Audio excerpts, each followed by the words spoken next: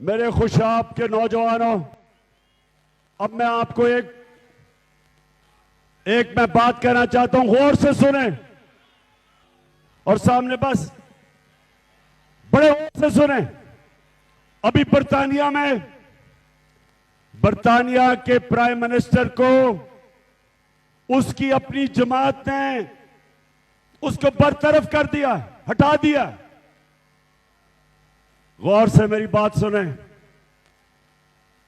कि मौलाना रूमी से किसी ने एक दफा पूछा, मौलाना साहब इंसान तो मरते हैं, कौम कैसे मरती है? मौलाना रूमी ने कहा, जब वो अच्छे और बुरे की तमीज खत्म करती है कौम मर जाती है। ये खुशाब के लोगों और नौजवानों में खास तौर पे आपके लिए कह रहा हूं, अल्लाह ने मुझे मौका दिया सारी दुनिया देखने का।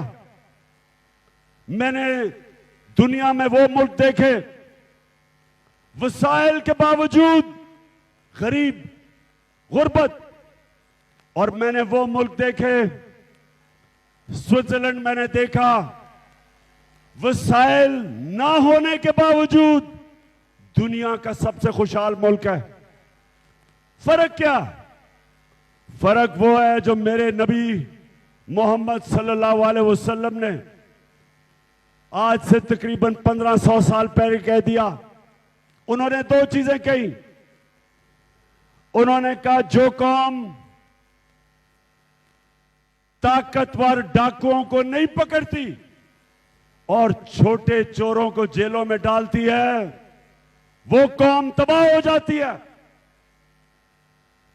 जो कौम छोटे चोरों को जेल में, भैंस चोर, गाड़ी चोर, मोटरसाइकिल चोर, ये तो जेल में चले जाते हैं, लेकिन जो बड़े बड़े डाकू मुल्क के अरबों रुपया चोरी करते हैं, जब वो कौम उनको एनआरओ देती है, कौम मर जाती है, तबाह हो जाती है। कुरान में वो कहता है अल्लाह कि मेरी जमीन पे निकल के देखो कितनी कौमें तबाह हुई जो मेरे हुक्म पे नहीं चली। तुम्हारे से पहले कितनी कौमें, कुरान के अंदर आप पढ़ें कितनी कौमें तबाह हुई, तारीख पढ़े। हमारे सामने कौमें टूटी, हमारा मुल्क टूटा, हमारा मुल्क का एक हिस्सा बांग्लादेश बन गया, हमारी जिंदगी में टूट गया पाकिस्तान, यूगोस्लाविया टूट गया, सोवियत यूनियन टूट गई। अगर मुल्क कामयाब होते हैं तो उनके कई असूलों के ऊपर जो अल्लाह ने बनाए हुए असूल, सबसे बड़ा असूल इंसाफ। मदीना की रियासत मेरे प्यारे नबी सल्लल्लाहु अलैहि वसल्लम ने अदल और इंसाफ के ऊपर खड़ी की थी। अल्लाह ने हुक्म दिया था अमर बिल मारूफ, सारे इंसानों को हुक्म दिया था कि तुमने सच और हक और अच्छाई के साथ खड़ा होना है, तुमने बदी के खिलाफ जहाद करनी है, यह अल्लाह का हुक्म है।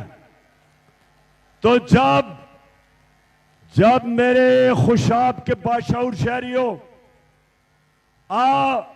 एक माशरा बड़े बड़े डाकुओं को मुल्क के ऊपर बैठा देता है, वो अपनी तबाही के रास्ते पर निकल जाता है। जब एक मुल्क शहबाज शरीफ जैसा करप्ट आदमी, नवाज शरीफ जैसा करप्ट भगोड़ा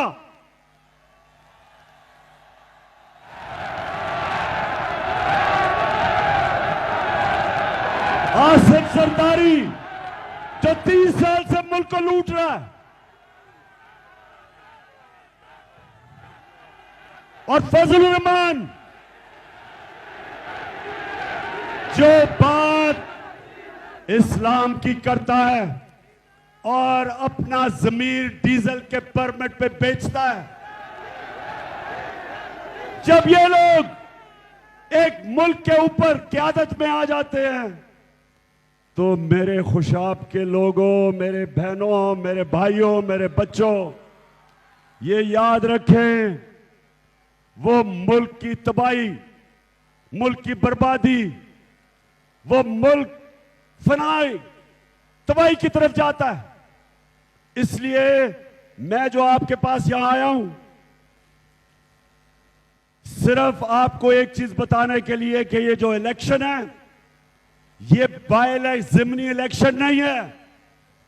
इसमें पाकिस्तान के मुस्तकबिल का फैसला होगा कि क्या हम इन चोरों के नीचे, क्या हम इन चोरों की क़यादत, क्या ये हमारा मुस्तकबिल है, या हम एक आजाद, खुद मुख्तार, एक हकीकी आजादी की जंग लड़के हम एक वो पाकिस्तान बनाएंगे जिस पाकिस्तान का नारा था, पाकिस्तान का मतलब क्या,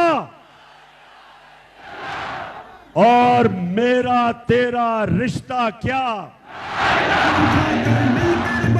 हम सब वादा करते हैं, हाथ उठाकर मिलकर बोलो, हम सब वादा करते हैं, बस एक अल्लाह से।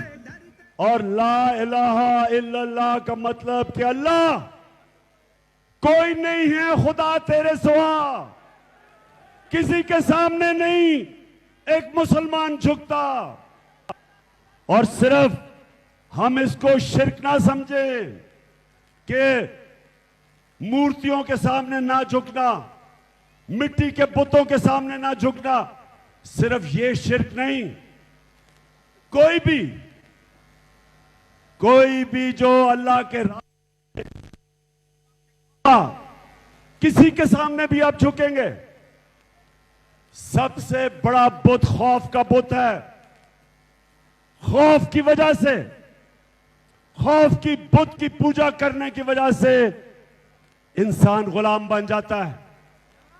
इसलिए मेरा अल्लाह कुरान में कहता है कि जो लोग ईमान ले आए, मैं उनके खौफ दूर कर देता हूं।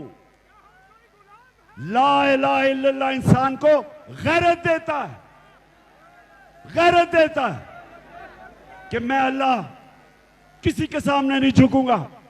तो ये जो ऊपर चोर बैठ गए, खौफ तारी कर रहे हैं लोगों पे, सहाफियों पे, सियासतदानों पे, दहशत फैला रहे हैं कि हम इनको कबूल कर लें।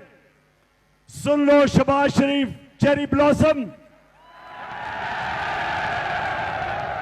और सुन लो हमजा कुकड़ी, सुन लो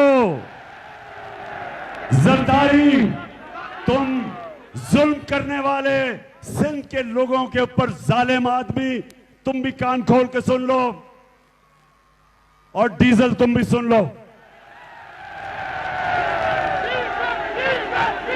हम पाकिस्तान के लोग कभी तुम्हें तस्लीम नहीं करेंगे।